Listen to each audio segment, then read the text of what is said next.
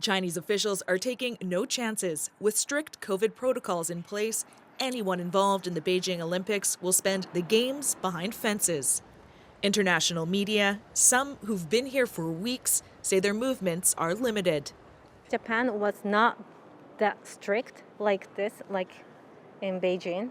The people felt a little bit more relaxed to stay in Tokyo, but here it's like really strict.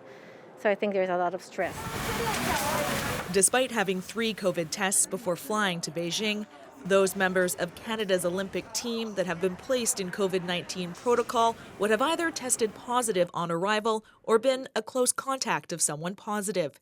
The Canadian Olympic Committee says there will likely be persistent shedders among the delegation, meaning people who test positive long after they had COVID. They will need multiple negative tests to get out of isolation. The risk is not zero, but with basic precautions, the risk should be tolerable. And I think that we saw with the Tokyo Olympics.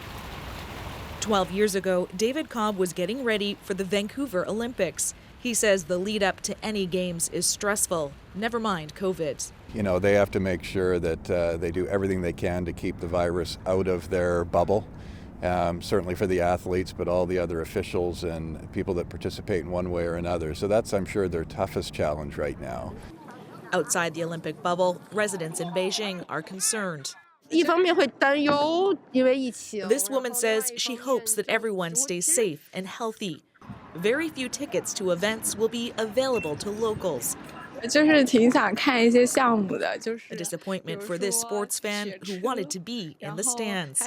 Instead, she, like so many others, will be watching these games from home. Renee Filipponi, CBC News, Vancouver.